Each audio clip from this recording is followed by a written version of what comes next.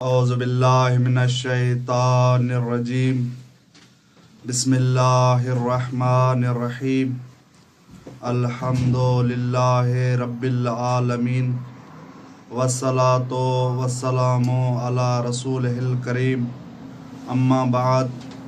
मोहतरम नाज़रीन, अॼु असां अक़ाइद जे मौज़ू खे खणी ॿी क़िस्त तव्हांजी ख़िदमत में हाज़िर आहियूं ऐं अॼु उन में असां बयानु कंदासीं अक़ुल ऐं वही जी हुजियत खे, जेको असांजी ज़िंदगी जे लाइ ज़रूरी आहिनि। असां अक़ाइद में सिर्फ़ु ॿिनि शयुनि ते एतमाद करियूं था, हिकु आहे अक़ुल, ॿियो आहे वही, ऐं ही ॿई अल्लाह जे तरफ़ां हुजतूं आहिनि। जीअं असांजे सते इमाम मूसा काज़िम अलैहिस्सलाम खां रिवायत आहे त अल्लाह जूं इंसाननि मथां ॿ हुजतूं आहिनि।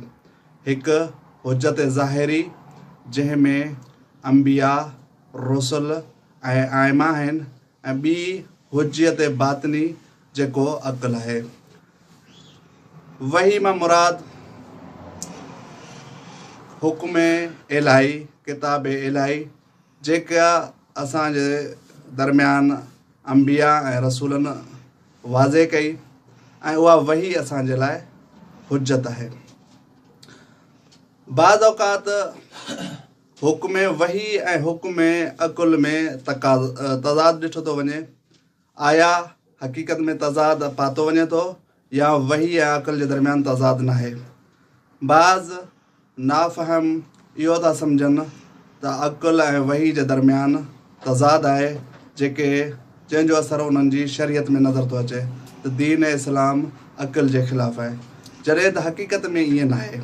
हक़ीक़त इहा आहे त वही ऐं अक़ुल मुताबिक़ आहे। बाक़ी इहो इश्तिबाह किथां निकितो? इन इश्तिबाह जे निकिरण जूं ॿ सबब आहिनि। या त असां वही में इस्तिंबात सही नमूने सां नथा करे सघूं, ऐं वही खे सही नमूने सां न सम्झण जे करे इहो इश्तिबाह थो थिए, या असां जेका दलील अक़ली इस्तेमालु था करियूं उन जा मुक़दमात सही न आहिनि। यानी असां कॾहिं पंहिंजी हवस खे, पंहिंजी ख़्वाहिश खे अक़ुल सम्झी वेंदा आहियूं, जॾहिं त उहो अक़ुल न आहे। अगरि अक़ुल ऐं वही ॿिन्ही खे सही इस्तेमालु कयो वञे, यानी अक़ुल जा मुक़दमात सभु सही कया वञनि ऐं वही मां सही नमूने सां इस्तिंबात कयो वञे, त अक़ुल ऐं वही जे दरमियान कोई तारद नज़र न ईंदो, ऐं हिकु ई शइ असांजे साम्हूं ईंदी जेका अक़ुल ऐं वही में इतिहाद जी सबब बणिबी। जेको हुकुम अक़ुल जो हूंदो उहो ई हुकुम वही जो हूंदो।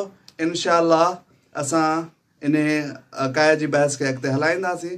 वस्सलामु अलैकुम वरहमतुल्लाहि वबरकातुहू।